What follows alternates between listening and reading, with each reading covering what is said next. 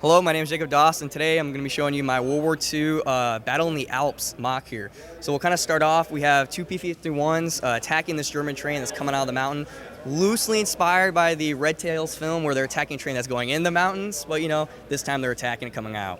Up here in kind of the front, we have a German outpost that's probably been a civilian house that got taken over. So we got multiple units. We got an anti-aircraft unit here. So they're unsuspecting of the actual Allied airborne unit that's coming over the ridge over here. So we have a machine gun nest that those guys came over the river. And the thing about it is actually that the rope ladder is the actual way they would have tied their knots back in the day. So we had to look that up and figure out how they would have made an actual rope ladder. So it was really fun to kind of figure out how they did that back in the day. As you kind of move up, though, you have, again, the train is the main part of our mock.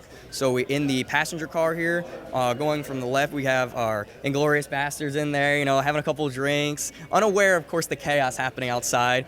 If you move over a little bit more, we have our, a couple of our guys playing poker in there. Maybe somebody just won big, so they're a little surprised about that. And as you keep going, got that kind of the enlisted men area. So got a little baby German Shepherd in there. The guys are just smoking, having a good time. Again, completely unaware of the chaos and what's going on outside. And if you keep going a little bit more, we have our flat car. So the Germans are transporting two Tigers. We have the Tiger tank and the Tiger. So we don't really know how somebody got that mixed up on the manifest, but somebody's going to get fired for that.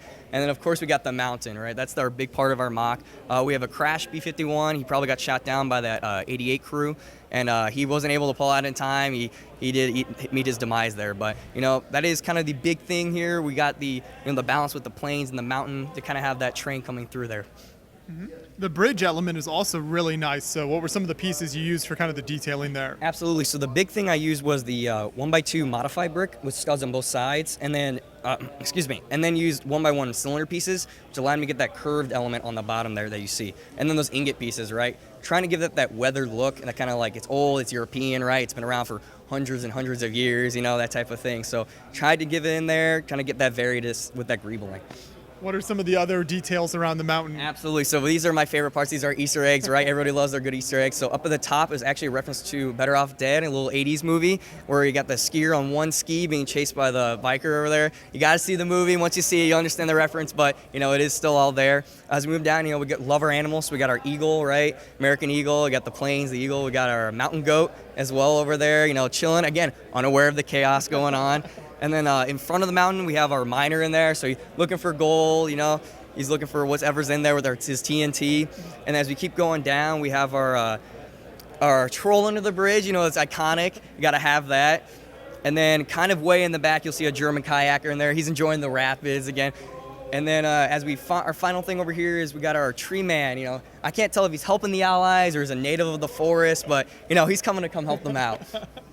And the train, like you said, is kind of the centerpiece and just a really unique kind of approach to have a train battle. So take us through the design of that, some of the elements in here. Yeah, so it's designed after a DBR 50 train.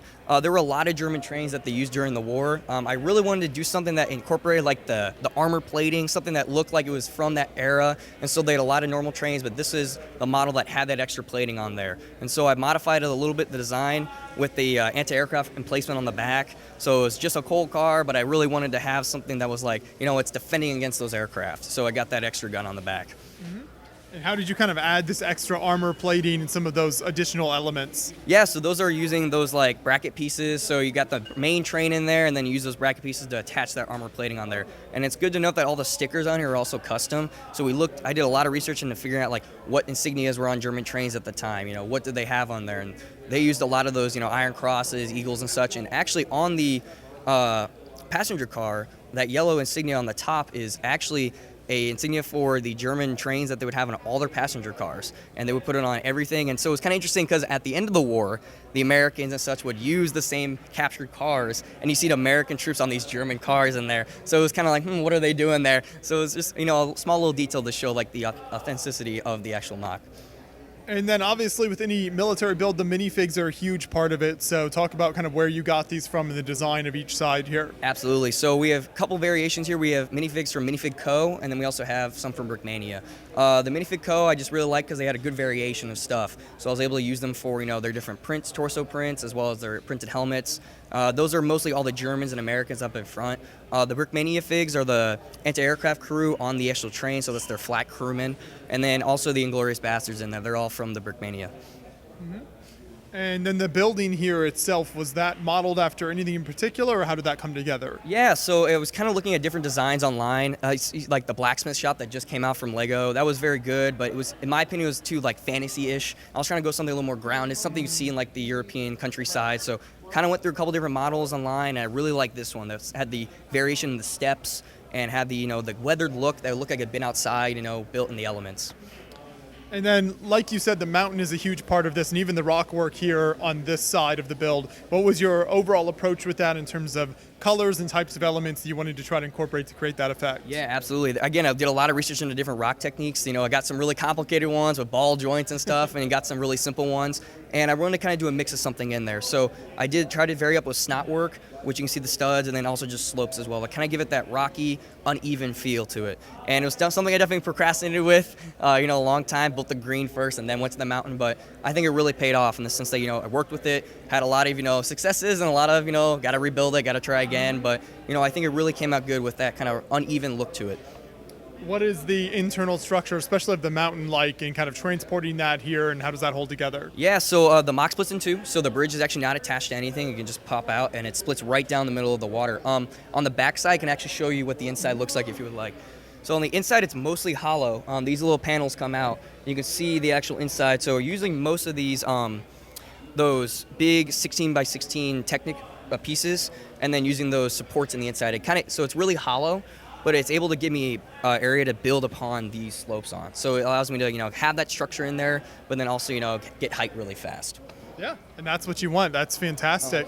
Oh, another standout part of the build is the trees, and you've got some variety in here. So, what were some of your favorite designs, and how did you decide on the types of trees you had in the build? Yeah, so I've worked with trees a lot. I've come up with a lot of different designs. I had some for my previous Bastogne mock that were very similar, but my favorite by far has got to be those pine trees in the back, right, with those different grass elements, just because it looks very natural, right? It's got that leafy, kind of spiky feel to it, and that was something I did also on my Bastogne mock, but the older piece, right? The older piece that kept falling apart. So these were using that new grass element that was able to use those, use the studs in there. So it was really awesome to just do that and kind of have that more natural look to it. Do you have any idea how many pieces are in the whole layout? Oh man, a couple, I would say a lot. Maybe, if I'm gonna put a very, very quick ballpark, maybe like, I don't know, above 8,000 pieces for sure. Like, there's definitely a lot of bulk orders I made for slopes and, tiles and such. Mm-hmm. So it's been a long journey. I've been working on this since 2023, actually. From the last War brick, we just drew up on a napkin driving home. And it was kind of like, we should do this. And so it's been kind of something we've just been working on over time. Yeah, that's super fun. Do you post your builds online? And if people want to see more of your work, where can they check that out? Absolutely. You can check me out on Instagram at Lego Military Nerd. I do mostly modern stuff, so this is a little bit different, right? Mm-hmm. But I love doing the historical stuff too. I really dive into that. I love the airplanes. That's kind of my big thing. So you can find me there. Yeah. Great work. Thank you so much. Thank you.